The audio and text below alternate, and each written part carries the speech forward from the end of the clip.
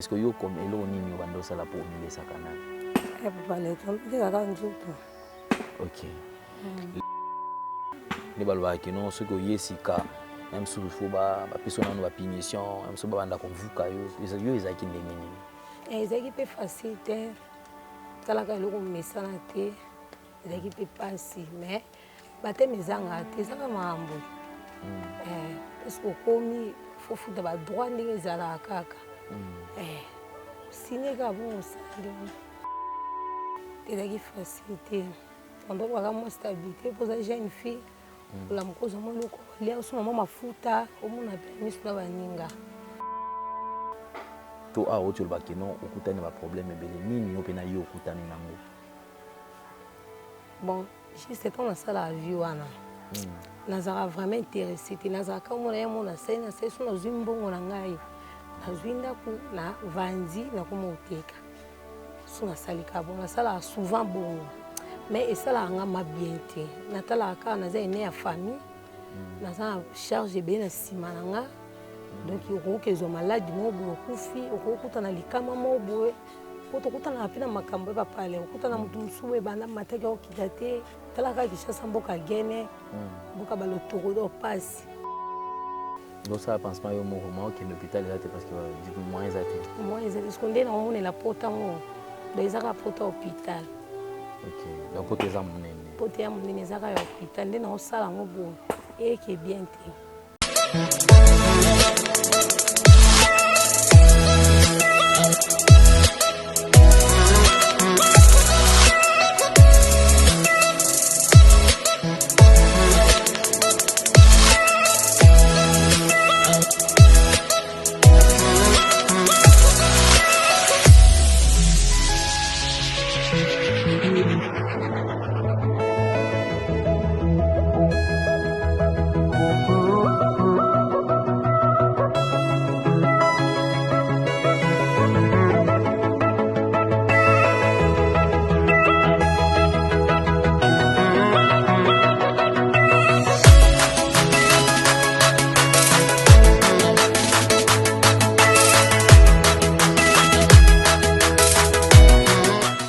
Cabinet de santé nationale puissante chez Dr Cathy Munga. Comme on a sœur Cathy Munga, nazali naturothérapeute, nazali kosura bandeko bazali na bokono ndenge na ndenge au moyen de plantes naturelles.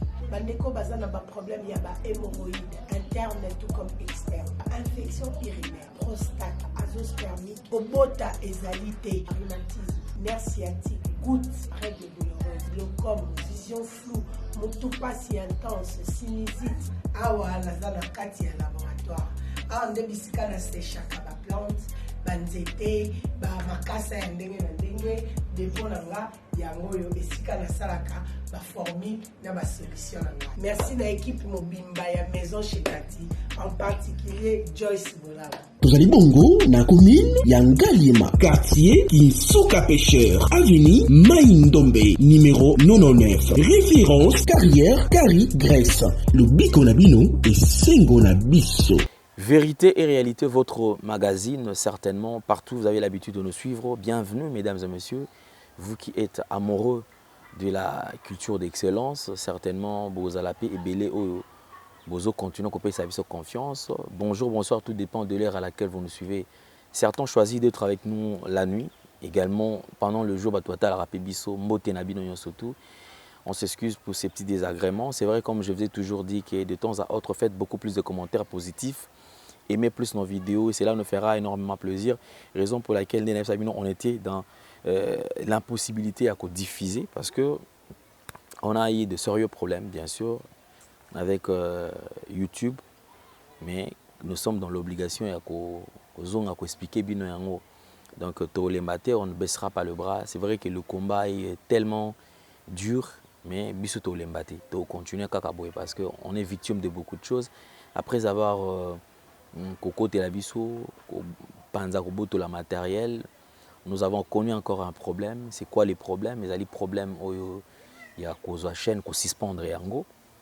Et alors vraiment continuez à nous faire confiance, faites plus de partage pour permettre Moussa de continuer toujours mal amour. Merci beaucoup à Gédéon qui est toujours présent. Merci aussi na bandeko oyo ebele oyo batalaka biso oyo bazo continuer kozala na biso. La réalisation comme d'habitude, Jordan Panzu est là et aussi équipe ma nouvelle tendance télévision Tozawana. Alors nous avons un plaisir d'avoir sur ce plateau notre invité oyo to représenter Bino et après to meka un peu kosolana. Mais avant de inviter Nabiso, prenons d'abord les images à Orphelina parce que bientôt c'est la rentrée scolaire. Nous avons cette opération Sombela orphelin moko cahier, Sombela orphelin moko uniforme, Sombela orphelin moko biloko akolia, Sombela orphelin moko elamba ya kolata, Sombela orphelin moko. Alors nous surtout wana ezali pona kosunga bandeko na biso. Prenons les images de l'orphelinat et on se retrouve tout juste après. Ngai kombo na ngai Arcel. Nga na banda kofanda na Kimbwala na avenue Source numéro 3 na quartier Kimbwala na commune na Mongafula. Mama na ngai kombo na mama Anto ye pe place akenda na ebate. Sikoyo na banda kofanda na maleki na ngai. Nde mama leki na ngai abenga ngai ndoki. Ke ngai nde na boma yaya na bango akufa. Ayebisi ngai amemi nga na église bayebisi eke ngai nde naza ndoki, nga nde na boma yaya na bango abengana nga na ndako. Nde abengana ngai na ndako. Lobi nde tokutana na papa Glody mwana naye.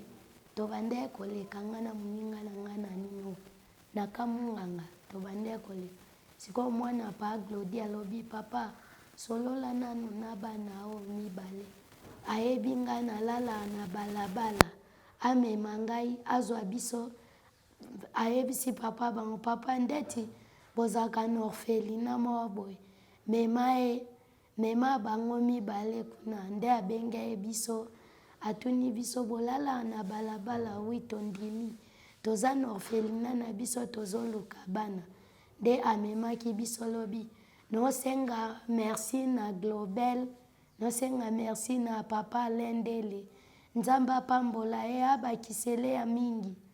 Nzamba pesa longue vie. Asunga biso tokoma otanga. Abongisa vie na biso tokoma otanga. Nga nasuka na 3e primaire. Na posa basunga ngai nazonga na classe nazonga otanga.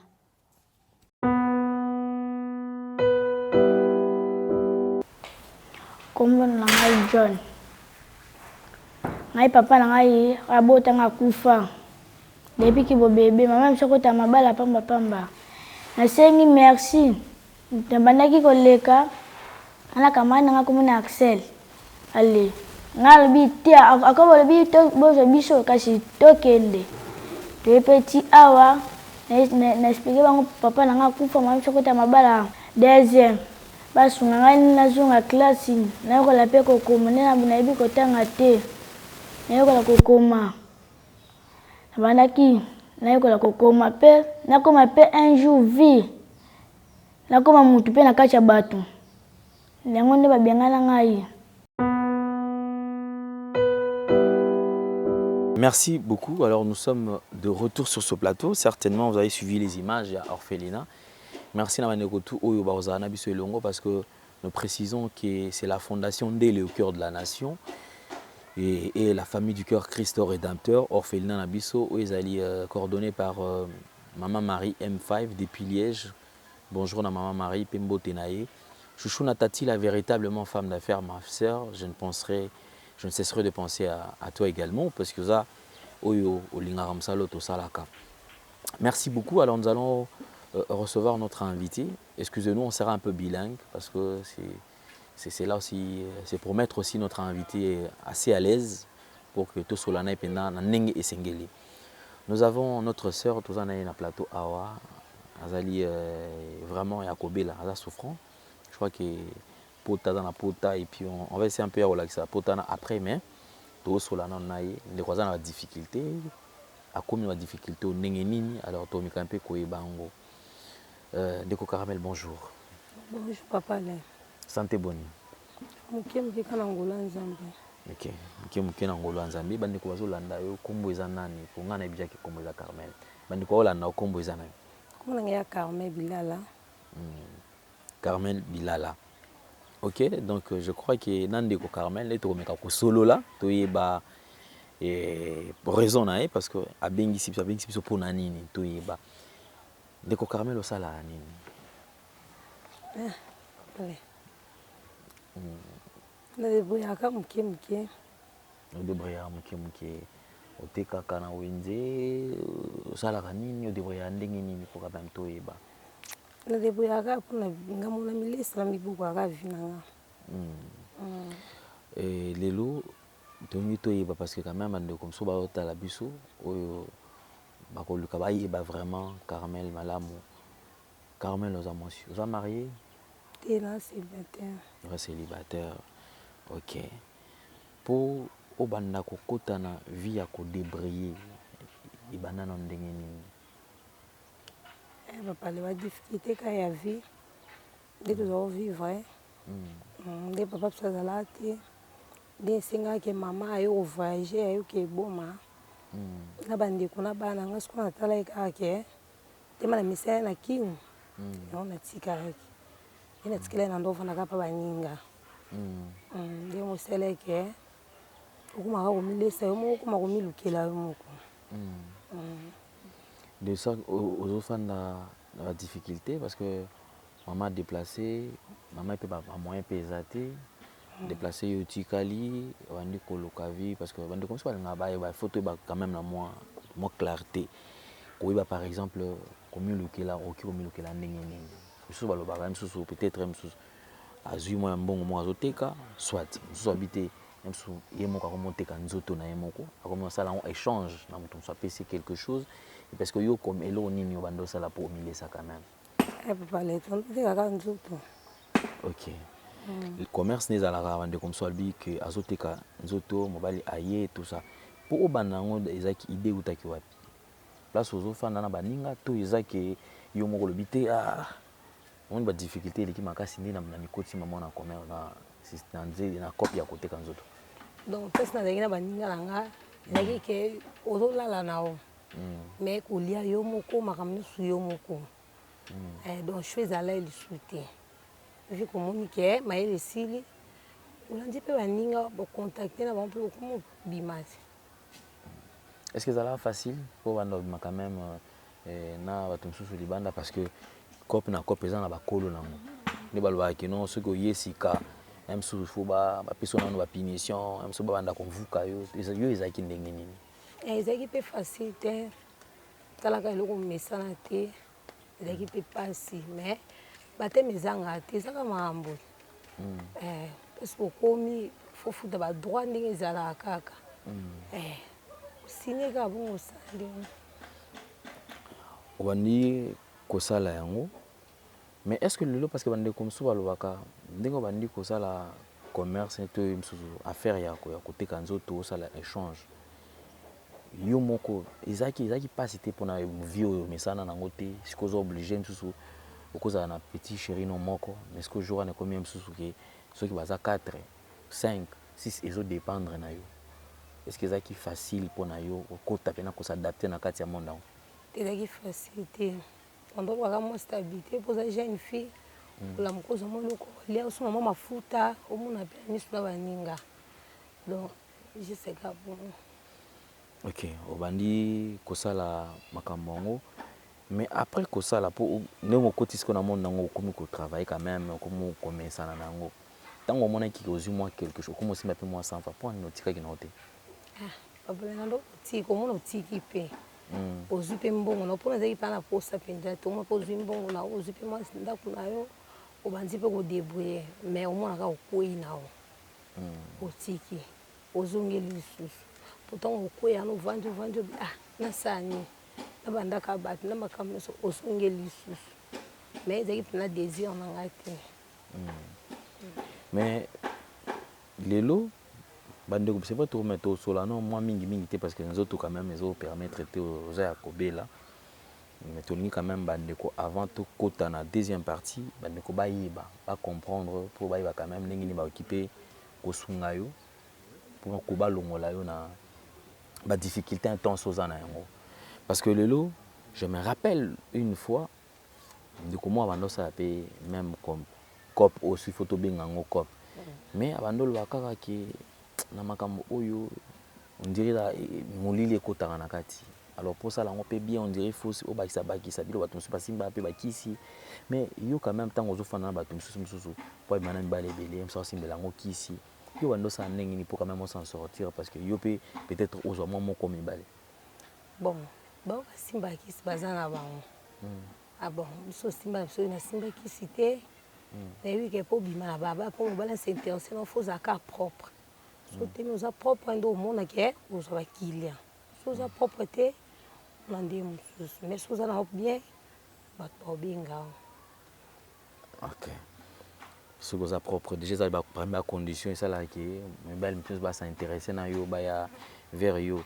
Mais na kati ya non, otikala ko kata lisola mabete na kati ya mondo ya oya commerce à côté kanzoto parce que bato mususu pe balobaka ngo bike non eza na makambo mabe souvenir nini ya mabe neti oyo mona na kati ya bike neti ngai nakuta ekamo bobo en tout cas eloko na kobosa nango te. Exactement ma bé ya vie nanga ona oki osepa nango te eza nini par exemple nini okuta nango ma bé na kati ya gona osala msala o bon nesi pona ngape nakuta nanga na badiga na okape belé ke ba msuba bimana bat bakufa bandenge mobo mais biso okuta na bato msomo na zwe boye bokipe basali makasi apespe mbongo te ekomi ya kobeta ba dérangement bon nyusuka na kati eza vraiment très compliqué. Alors certainement, vous qui nous suivez, mesdames et messieurs, certainement le souci toi nango ezali Tomé un peu présenter bino Ndekonabiso. Ndekonabiso, elle s'appelle Carmel. C'est une dame qui se bat pas mal en fait. Alors lorsqu'elle a compris qu'elle avait des difficultés intenses et que ses parents, son père n'était pas là, sa mère a vu que la vie était tellement difficile, elle s'est décidée d'aller vivre dans une autre ville et en dehors de la ville-province de Kinshasa. Alors elle s'est décidée de rester à Kinshasa. Pourquoi? Parce qu'elle s'est dit qu'elle était déjà habituée ici et que là-bas, elle ne savait quoi faire. En fin de compte, elle s'est lancée dans la prostitution. La prostitution, cherchant quoi? Cherchant comment vivre et le minimum. Raison pour laquelle aujourd'hui elle est en train de nous expliquer quand même ce qu'elle a connu comme problème. Alors je fais juste ça pour ceux qui ne maîtrisent pas très bien la langue, notre langue lingala. Alors je fais un effort de vous expliquer comment cela a été et c'est ce qu'elle est en train de nous dire tout à l'heure. Alors, bandi kosala musala oyo ya vie bande kopé baso landa yo. Certainement bato on a besoin ba aider yo, ba orienter yo. Nini penza oya ki otinda yo pe otika. To a otu ba kino okutani ba problème ebele nini yo pe na yo okutani nango. Bon, juste quand on a la vie wana. Nazara vraiment intéressé, nazara quand on a mon scène, c'est son zimbongo na ngai. Nazwinda ku na vanzi na komo oteka. Sona salika bon, na sala souvent bongo. Mais ça la nga ma bien te. Natala ka na za ene ya famille. Na za charge be na sima na nga. Donc yoko kezo malade mo bo kufi, okuta na likama mo bo. Poto kuta na pina makambo ba pale, okuta na mutu msuwe bana mateka okitate. Tala ka kishasa mboka gene. Mboka balotoko do passe. Donc ça la nga ma passe. C'est dans notre je vais maman akili mba mo tie otiki mais et simbakati et simbakati ndio s'est décidé quand même tout le monde okomi na ba pota difficulté le problème est anini comme le nom de bon donc on a décidé que na tika vraiment la katenga bien 2021 oyo en tout cas jamais vraiment. Nazupenda kuna ngai na banzi koteka na vanzi papa pandeza la kana komo kende sina kuma na ba mars awa boy ba avril na moni ke bese komo kota na mutu na mo boy tondo coopérer bien ayo benga na téléphone na biaka boy na boy mbongo moiza pena okinga luko izango ya ndako na kenanga nazo pe mbongo na sani na ozonga na vimbisa makamu na teka. nde nakenda boye première fois nakutani na accident na moto nakoma kutu place na ndo okende te moto ando obenganga na telefone ayekutanga nde na hôpital donc esalanga mpasi eteyanga mpema trop naye kovanda mpo naye kovanda nde naye kovanda na pota wana nde garanti ekosila naye kovanda naye koma mpa sere na nga awa place naza awa sa naye koma mpa naye navandi donc mpo ntango yanzi okauka ekoma osilanga bite naluka mbongo nazwa ata ndako na nga naluka moya na banda koteka mpo navanda suku donc nakobima mpe bonaki esala so accident mibale. En tout cas, ça prouve à suffisance que Nzamba Olingate peut-être. Nzamba Olingate. Nalembi na okoka sute. Ça c'est grave. Alors ce que vous savez ni pour un traitement parce que on dirait que conditions ça vraiment réunies. Vous savez ni pour un traitement. En tout cas vraiment vrai dire. Pota ku pesa na zuka ina fute mbongo. Tu ba menga na hôpital wana batonginga. Tellement pe hôpital ngo zaki musika na nda ku bayibi na bonga te. Atalika na saki na ngana yeso na 7000 francs abi ba fartir ebimi na 45000 na otala bonne okima na hôpital na tongo ndi na kimi na nga na awa na passer na osaka ba pansement nga moko donc ça pansement yo moko ma okende hôpital là parce que dit moyens até est-ce qu'on est na mona la pota ngo donc ezaka pota hôpital. OK donc pota za munene pota ya munene ezaka ya hôpital ndi na osala ngo bo eke bien te. OK. Merci beaucoup. Alors je crois que Bandeko, parce que tu as bien eu temps et belité, il y a sur la maman mais tu as bien temps sur la plus tard. Tant que tout le monde a bien qui est au biki, on commis bien les taux qui quoi. Bandeko ba Hollanda yo, nini okiko singa na Bandeko parce que ils ont Bandeko no basi au Hollanda yo bazana na ba otala yo. Bandeko no mibali baza ebele pour otika vraiment viwana, otika ngo complètement au luka vino ndenge mususu bandata commerce to nini. Il faut nini bon nde toyoka masolo ke mbongo kindumba etonga te mpona tana nga mona tiki bambala ebele na mona esimbika te donc basunga ngai balukela nga mbongo mo euti na voie ya normal ya nzela malamu mpo esalanga bien nazonda kuna vana na banda koteka na mipesa mpe valeur mpona na mwasi monene mokolo donc fona mipesa valeur mpe donc bazalaka na succès ndeko na bango ya mwasi. OK. Bandeko poa bazwa yo ba ki kosala ndenge nini? Naza téléphone. Numéro de téléphone et numéro nini? Pesa bandeko numéro ba contacter 089 donc plus 243 89 95 62 776 donc voilà numéro, voilà son numéro est là, numéro ne yango ezali affiché wana pona ko benga ndeko na biso caramel to meka mpe ko tia poids ko aider afin que tout longola ina makam o mais quand même vous êtes déjà na commerce déjà au visa au sala un jour parce que déjà moto so lingo sala elo il faut appeler ça elo mo déjà au sepela na ona bando sala peut-être mususu te ngana bando fungola ballon moto alibite ngana onoteka madesu yo nini omona ke okoki ko sala facilement yo moko papa na sombo eza na oteka na kilo mo bien ta maison na salle na débrouiller bien pombo on faut tandeka na voix normal pour nga mona meka na mona esimba te en plus papa le natanga OK na ba difficulté na mama nga tengisanga na pasi na zo na diplôme nga pour talaka Kinshasa ba niveau ba diplôme eza na makasi te donc na raison na pila sa ta c'est infirmière pour na vandi boso na tanga na ngata université ndi na sala na makamu susu. Bon, il n'est pas encore tard. Je crois que même si on s'est infirmier, on s'assure que ceux qui vont lui au côté de formation, ils allaient. Tu vois comment appeler infirmier, aide-soignant, au quoi au salon. Pourquoi pas? Si on a posé dans le salon, si on a posé dans à l'aise dans le salon, on peut s'en avaler. Et tant que moi aussi, on a appelé pour ça botte na bala. Mais est-ce que le lot n'est pas tout seul barabo? Le son bala mon année qui a bala yo on dit ma paix. Oui. Vous après au fan la penza parce que mi mbambel babanga ka ki no moi soit sali déjà ba vie so lingo zoai côté kuna ba difficulté yo memelo makamsusu kutu okana la quitter est-ce que yo mo déjà on mi prépare déjà ki ngani na boye pena na zala mwasi ya mutu na s'occuper na ndako na s'occuper na mbala nga bana na nga ma nyonso tout et loko na déjà za na mutu papa le ona olukaka eza valeur nzongisa valeur ya bomwasi so libala na obala so kobota na obota mpona na mwana moko so kobota na mpe na posa naza mpe na foyer na nga nazala mama na kati ya ndako na nga.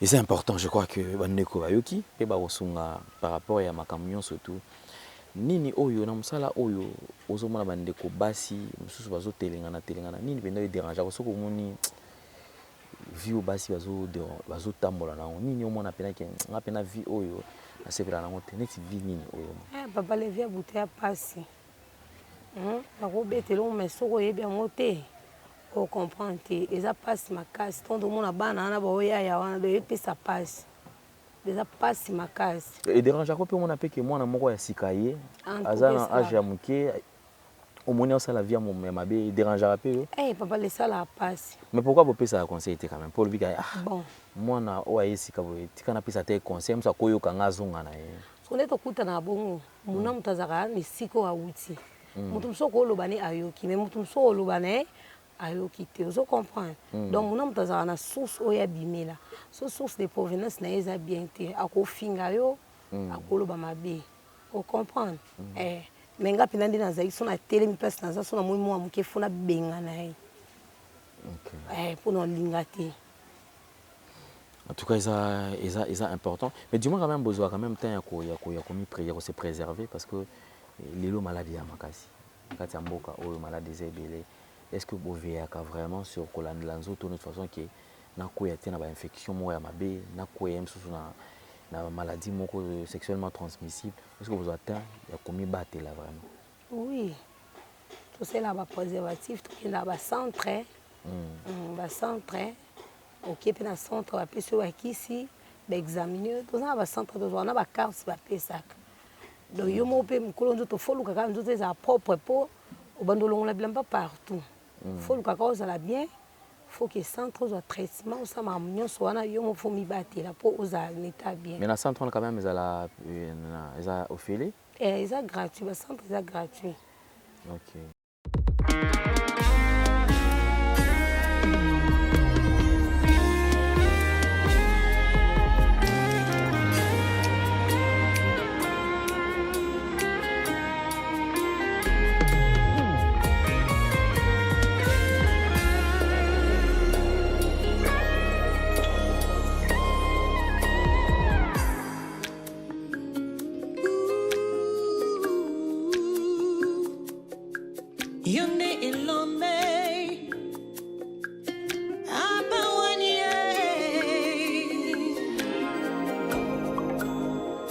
Je ne puis vivre juste abandonner ni sa postérité mendiant. Sans pain, sans pain, sans pain. Je ne puis vivre juste abandonner ni sa postérité mendiant. Sans pain, sans pain, sans pain.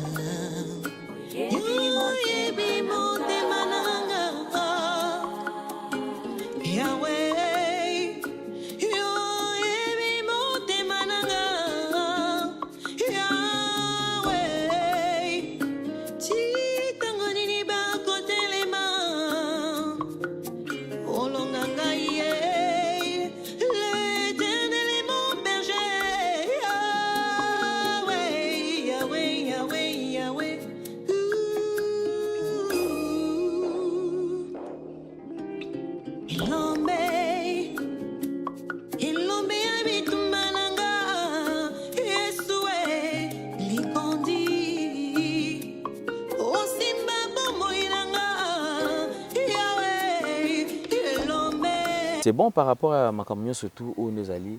Bande konayo, toujours mon ami bande kono basi baza awa. Nano kanisa te ki ndi naza bon na ki nata na ba orga na ba ONG na ki koso na koda ki osenga lisongi parce que toujours mon bande comme ça mon invité na ki no beta ta porte place kingani ba ki ko edenga yo nano meka ngote. Teno na meka ngote. Merci beaucoup Ndeko Carmel. Je crois que vous avez la difficulté moyen tout vraiment eu temps et belé pour expliquer votre zate mais tant au bika parce que moi j'ai la foi et au bika tant au bika ne sur en ce moment et comme appena que tous attend ko sola parce que mamba le baiser belé mais le cause appena pas si moyen ko tuna mituna kili ezate bande kono bazolanda le susu je crois un tout dernier message na bango ya ko pesa bango que bandeko papa ba maman ba ki ko ça la yo nini pour et permettre yo au long quand même na mon de vie aux anango lelo ba sunga vraiment ba yo ki nga ma ba sunga ngai nazonga na linde ba kaza ndi ba vivaka donc il nga ma. Merci beaucoup. Alors je crois que Gédéon, alors ce que je peux dire, je pense que notre sœur qui a besoin de notre apport, elle a besoin de soutien à Bisso peut permettre à ce que le lobby ezala malam. En tout cas, merci beaucoup de tout cœur na bino surtout bozui libakwa kolanda biso. Alors nous sommes dit to kitamba on pona ko talandeko ameka un peu ko expliquer bino ka ozali ko traverser. C'est vrai qu'elle traverse un moment très difficile. Il n'y a pas moyen de retourner ma question et belé.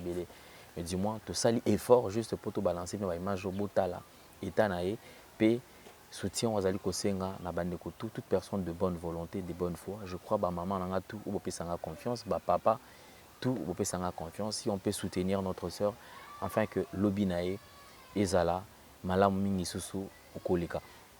Je crois que c'est tout tikayo sur que la ça va tout ba même battre la même Double S Prod présent la star originaire du Congo, le monstre d'amour africain Félix Wazekwa. Monstre d'amour Qui signe un grand retour sur la scène européenne après 10 ans d'absence.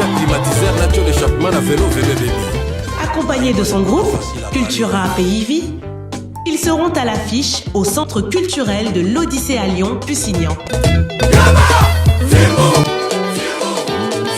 Où ils promettent d'éblouir le public et de donner un spectacle chorégraphique exceptionnel. Ça va danser.